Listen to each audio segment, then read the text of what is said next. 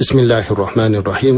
Muhtaram aziz birodarlar, aka-ukalarimiz, opa-singillar, Alloh taologa shukronalarimiz bo'lsin. Siz va bizlarni mu'min musulmon qilib yaratdi.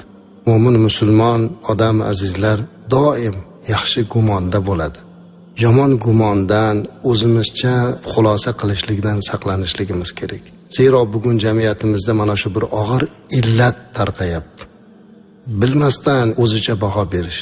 Ayniqsa keyingi paytda ijtimoiy tarmoqlarda ayollarimizga nisbatan kimidir onasi, kimidir opasi, kimidir jufti haloli, kimidir qizi uni yomonlikda, fahshda, buzuqlikda gumon qilishlik, hatto ochiqdan ochiq ayblash holatlari ko'payyapti. Bu shariatda qazf deyiladi azizlar. Juda og'ir gunoh. Hayotda ham, bu dunyoda ham, u dunyoda ham javobgarligi katta. Bir mu'mina, muhsina ayolni siz bilmasdan turib hukm chiqarmang. Payg'ambarimiz alayhissalatu vasallam davrida gumon qilib mana shunaqa qazf qilganlarni jazolangan.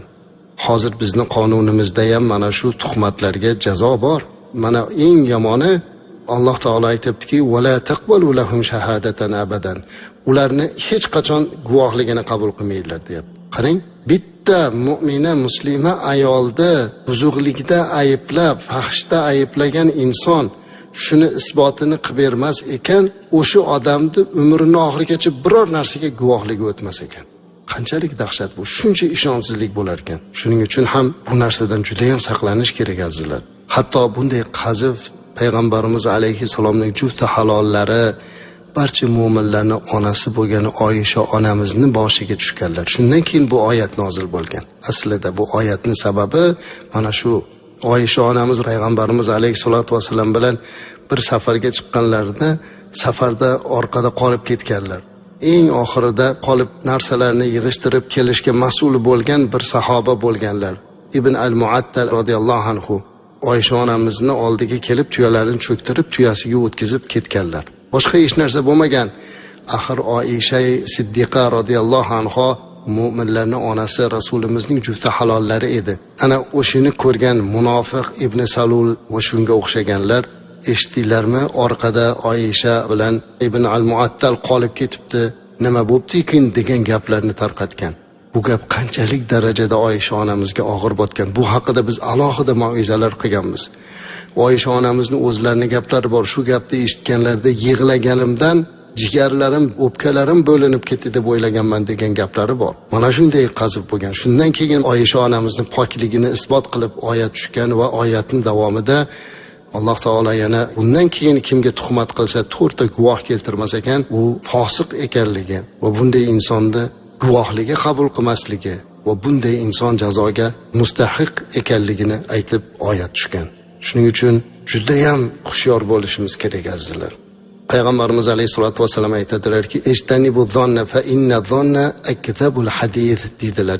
Bu hadis ham muttafaqun alayh. Ya'ni Rasulimiz alayhisalom aytibdilarki, gumondan saqlaninglar, zero gumon eng yomon yolg'on so'zdir dedilar. Ya'ni siz noto'g'ri gumon qilasiz va natijada siz yolg'on gapirgan bo'lib qolasiz. Shuning uchun ham biror bir kishini tashqi ko'rinishiga qarab birdaniga bu bahoni berib yuborish kerak emas. Haqoratlar bo'lib ketadi internetda. Aytaylik, kimdir ko'rsa unga izohlarda haqorat berish, so'kish. Kechirasiz, siz haqorat qilayotgan bu ayol kimnidir onasi, kimnidir jufti haloli, kimnidir opasi, kimnidir singlisi. Shuning uchun hech qachon jamiyatimizdagi muslima ayollarimizga nisbatan mana bunday tuhmatlarni qilib yuborishlikdan saqlanish kerak. Undan ko'ra tilimizni yaxshi narsalarga burib duo qilib yuraylik. Alloh taolo Qur'onda bizga o'rgatadi. Robbana la tu'akhidna in nasina aw akhtana deydi. Ey Robbim, agar unutgan bo'lsak yoki xato qilgan bo'lsak bizga jazo berma deydi. Shuning uchun har bir insonning obro'si, sha'ni, nomi va insonning hayoti kabi muqaddasdir. Unga tegmang. Har bir insonni yaxshi gumon bilan qarshi oling. Va eng muhimi, agar birov sizga gunohkordek tuyulsa ham sukut saqlang. Balki sukutingiz tufayli jannatga kirsangiz kim biladi? Alloh bilguvchi. Gapirsang yaxshi gapni gapir. Agar yaxshi gapni gapirmasang unda sukut saqla deydilar. insonlarni do'zaxga sudraydigan narsasi mana shu tili azizlar. Alloh tilimizni to'g'ri yo'lga boshlasin.